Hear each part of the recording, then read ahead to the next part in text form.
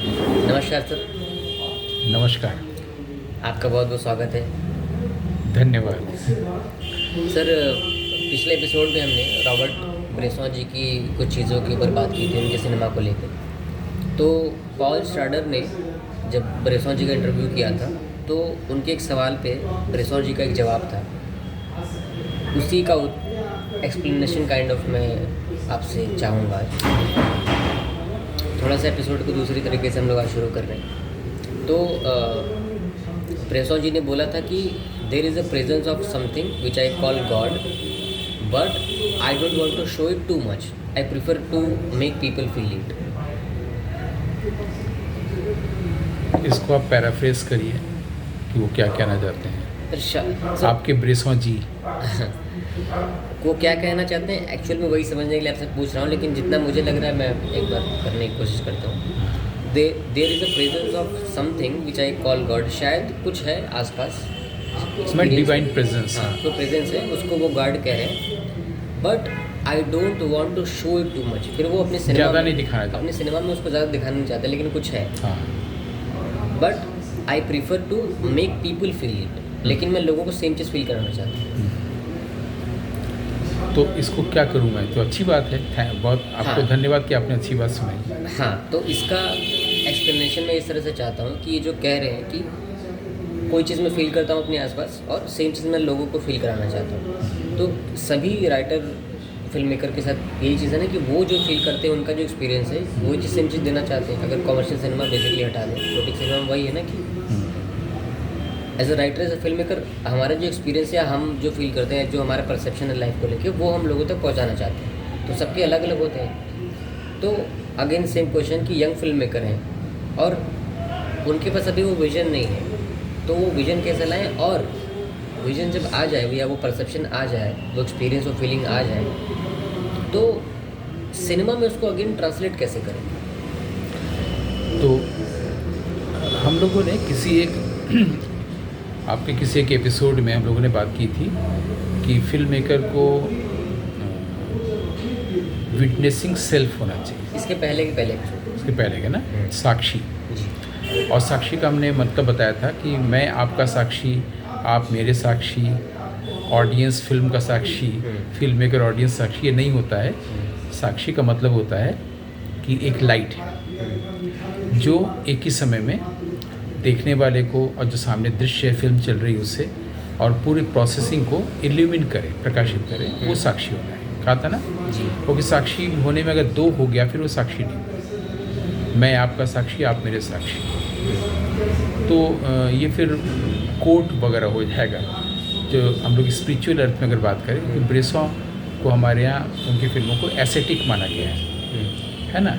तो ब्रेसॉ के संदर्भ में जब बात हो रही तो जाहिर है कि वो कोर्ट वाला साक्षी नहीं है, साक्षी इन इट्स ट्रू सेंस है। ये बात हम लोगों ने की थी। अब जो आपने प्रश्न किया उसको सुनने के बाद प्रश्न अब बन रहा है, वास्तविक प्रश्न वो ये है कि अगर ये जो लाइट है जो हम सबको इल्यूमिन करता है, जिसको डिवाइन प्रेजेंस कह रहे हैं, तो उसको वो ऐसे क्यों कह रहे हैं कि कभी कभी होता है या फील करते हैं कोई एक प्रेजेंस है आसपास, है ना। वो तो हमेशा होगा ना। अगर वो कभी कभी होगा तो वो डिवाइन प्रेजेंस नहीं होगा। जैसे कि बहुत एक ऑफ्ट कोटेड रविंद्रनाथ ठाकुर की लाइन है कि कभी कभी तुमको तुम्हारी झलक मिलती है, हमेशा नहीं। तो ये आधुनिक कवि के लिए तो ठीक है, लेकिन जो ऋषि अर्थ में कवि है उसके साथ ऐसा नहीं, उसके पास हमेशा है। कभी कभी है, इसीलिए हम लोग इस तरह से भी सोचते हैं कि धीरे धीरे हम लोग को लाइट का या ईश्वर का रियलाइजेशन होगा। ऐसा धीरे धीरे नहीं होता है, ऑल ऑफ ए सडन होता है। तो उसी तरह से कोई जो लाइट है वो हमेशा है ना। हम उसको क्यों नहीं कहते कि हमेशा है? हमको उसकी झलक मिलती है और हम कहते हैं कि and we move away from that.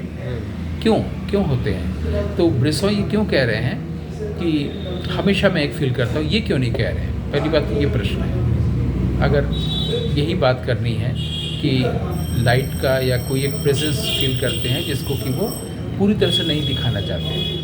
वो नहीं भी दिखाएंगे तो अगर वो लाइट है, डिवाइन प्रेजेंस है, तो वो इल्यूमिन करेगा ही, चाहे वो कम दिखाए या ज़्यादा दिखाए। एक तो ये बात है। इसके बाद इस बात को समझने के लिए अब जो आपने पूछना चाहा है, जो आपका जो है, आपकी जो बातें हैं, सेंटेंसेस, उसके पीछे जो है यानी बिटवीन द लाइंस जो है, अब उस पर आते हैं डायरेक्टली। वो ये है कि जैसे हम लोगों ने साक्षी शब्द को समझा, वैसे एक और भारतीय शब्द है हमारे यहाँ गुरु। हमारे यहाँ ये वैदिक परंपरा से 2 शब्द आया है, उपनिषद से आया है साक्षी, और गुरु भी, उससे पहले नहीं था ये। गुरु का मतलब वो होता है जो उसके, जो गुरु के संपर्क में आया है, यानी कि डिवोटी, उसके माइंड को प्यूरिफाई कर देता है। प्यूरिफाई करना मतलब हुआ कि माइंड को हटा देता है या माइंड को शांत कर देता है, माइंड की एग्जिस्टेंस नहीं रहता है। ठीक है, तो गुरु का ये काम है। हमने पहली बार उस अंक में बोला था कि एक फिल्म मेकर को विटनेसिंग जैसा होना चाहिए, विटनेस सेल्फ जैसा होना चाहिए ना। आज हम लोग उसी को और डिटेल में समझ रहे हैं गुरु की तरह से। उसमें यह है कि माइंड को हटा देता है का मतलब क्या हुआ। हम करीब आज से 43-44 साल पहले एक फिल्म देखे थे, एटनबरो की गांधी, जो बहुत ही पॉपुलर है और ऑफ्ट कोटेड है जी। इसको मैं अपनी मदर के साथ ये फिल्म देखने गया था। जब हम लोग हॉल से निकले थे तो जाहिर है कि मैं उसी फिल्म में एब्जॉर्ब रहा हूँगा। जब हम लोग उसमें रिक्शा से हम लोग आते जाते, मैं और मदर, जब हम लोग निकले हैं तो हम लोग रेलवे क्वार्टर में रहते थे, वहाँ पर माल गोदाम वगैरह भी था। तो रिक्शे वाले को पैसा देकर, अगर रिक्शा वाला अंदर नहीं आ रहा है, तो हम लोग वॉक करके अपने रूम तक आते थे, घर तक आते थे, क्वार्टर तक।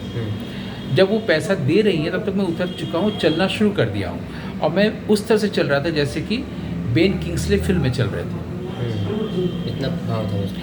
इसका मतलब है कि मैं एकदम एब्जॉर्ब हो गया था फिल्म देखने में, और मैं भी गांधी होना चाहता था, मैं भी गांधी की तरह बोलना चाहता था, मैं भी गांधी की तरह चलना चाहता था। यानी जो गौतम चैटर्जी का माइंड था वो तो पूरी तरह से हटा दिया गया था, एबोलिश कर दिया गया था ना, माइंड हटा ना। इसी के लिए हम लोग इसको इस तरह से कहते हैं कि ये फिल्म मुझे इंस्पायर करती है।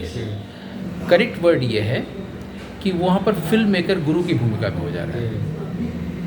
वो हमारे माइंड के इम्प्योरिटीज़ को हटा दे रहा है, माइंड को ही हटा दे रहा है, या माइंडर ही नहीं है, जो कि गौतम चैटर्जी है, जो नेम फॉर्म में माइंडर है। तो वहाँ भी सामने एटनबरो नहीं थे नेम फॉर्म में, गुरु जो है फिजिकल फॉर्म में नहीं था, उसका आर्ट, उसकी क्रिएटिविटी, उसका फिल्म वो सामने था। और ये 45 साल पहले की बात है, जब मैं एकदम उसकी तरह से चल रहा था, मुझे कुछ दिख ही नहीं रहा था बेन किंग्सले था, और बेन किंग्सले भी नहीं, मेरे सामने गांधी था।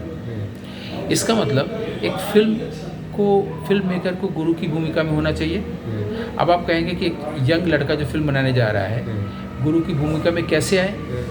उससे पहले ये समझ लें कि आप देखिएगा, हम लोग ग्रेट मास्टर्स भी बोलते हैं, मास्टर का ये मतलब भी होता है, ग्रेट नहीं भी लगाएं उसमें, तो जो ऐसे फिल्मों को बनाने वाले लोग ही तो मास्टर्स हुए ना। उनको उसका एज से कोई लेना देना नहीं, उसका किससे लेना देना नहीं है, उस डायरेक्टर की आर्टिस्ट एज से कोई लेना देना नहीं है। और एटनबरो भी पहली बार में गांधी फिल्म नहीं बनाए, बर्गमैन भी पहली बार में 7th सील नहीं बनाए, जिससे उनकी अंतर्राष्ट्रीय ख्याति हुई थी, वो 7th सील से हुई थी 1957 में। 7th सील और वाइल्ड स्ट्रॉबेरी। 47 से 57 तक उन्होंने कई फिल्में बनाई थी। 47 से 57 से भी पहले उन्होंने कई नाटक की डायरेक्ट किए थे।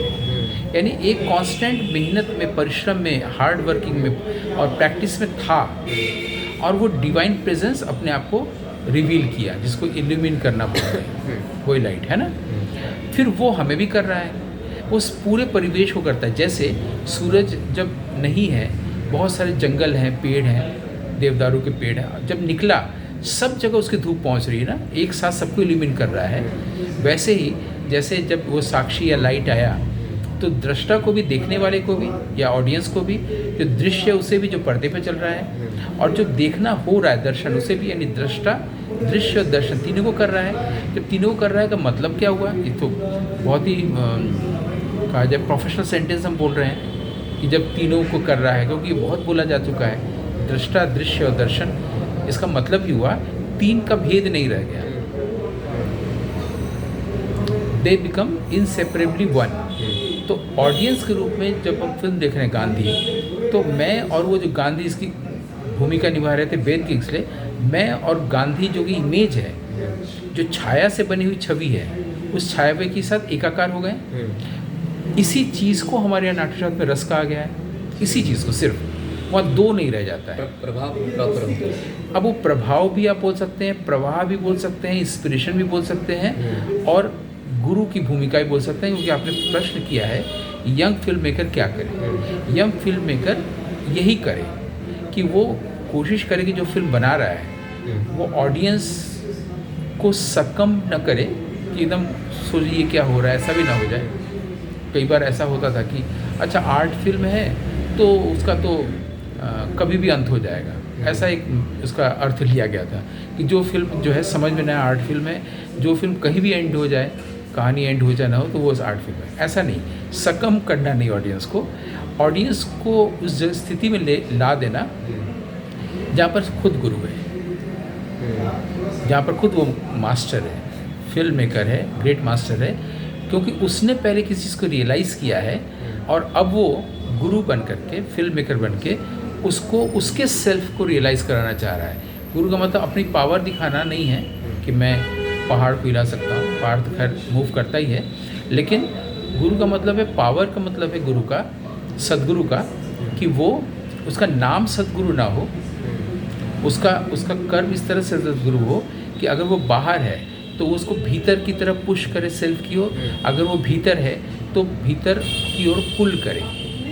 तो यानी जो फिल्म मेकर है वो इस तरह से सेल्फ है कि पहले खुद उसने उस लाइट को रियलाइज़ किया है और फिर आपको करा रहा है, और आप में और उसमें कोई भेद नहीं रह जा रहा है उस क्रिएटिविटी के तहत। इसे ब्रेसों को खुलकर बोलना चाहिए था कि ये लाइट हमेशा है, लाइट इल्यूमिनेट करता है। अब मैं दिखा रहा हूँ, कम से कम दिखाना चाहता हूँ, ये उनको नहीं बोलना चाहिए, फिर यानी मैं रह गया ना। आप वो तो आपको भी पता नहीं है कि लाइट कितनी दिखेगी फिल्म में। मैंने as soon as I utter the word it is not, I am not, है ना। तो सर इस हिसाब से तो एक फिल्म मेकर के ऊपर बहुत बड़ी रिस्पॉन्सिबिलिटी है। बिल्कुल है। हम लोग फिल्म मेकर को किस रूप में ले रहे हैं? अगर हमारी नीयत पैसा कमाने की है तो एक फिल्म मेकर का लेवल है। अगर हमारी नीयत है कि नहीं, हम इनसे अलग होकर के आर्ट के लेवल पर अपनी एक पहचान बनाएंगे, प्रतिष्ठा बनाएंगे और भारत रत्न या ऑस्कर मिलेगा, वो एक लेवल है। और एक लेवल है कि हमें कुछ नहीं चाहिए, हम इस आर्ट के ज़रिए हम तपस्या नहीं कर सकते पहाड़ों गुफाओं में, मेडिटेशन नहीं करना चाहते, हम आर्ट का जो कॉन्शियसनेस है उसमें इस ढंग से लीन होना चाहते हैं, समाधिस्थ होना चाहते हैं कि वही मेरा स्पिरिचुअलिटी हो जाए, वही मेरा स्पिरिचुअल लाइफ हो जाए, रिलीजियस लाइफ हो जाए। आर्ट को इस लेवल पे भी लिया जा सकता है। This is the purest form of art. और सिनेमा जो आर्ट फॉर्म है वो उसमें हमें सबसे ज़्यादा हेल्प करती है पोइट्री के बाद, और पोइट्री सबसे ज़्यादा हेल्प करती है, म्यूज़िक करता है, लेकिन पोइट्री का ही जो विजुअल फॉर्म है वो फिल्म है, विजुअल पोइट्री बोल सकते हैं, जिसमें म्यूज़िक एक पार्ट होता है। तो मुझे लगता है कि विजुअल पोइट्री में हम उसे भी विजुअलाइज कर सकते हैं जो फॉर्मलेस है, उसे विजुअलाइज कर सकते हैं, उसको विजिबल बना सकते हैं जो फॉर्मलेस है, और जो फॉर्म्स हैं फॉर्म्स को ट्रांसेंड कर सकते हैं जो फॉर्मलेस है।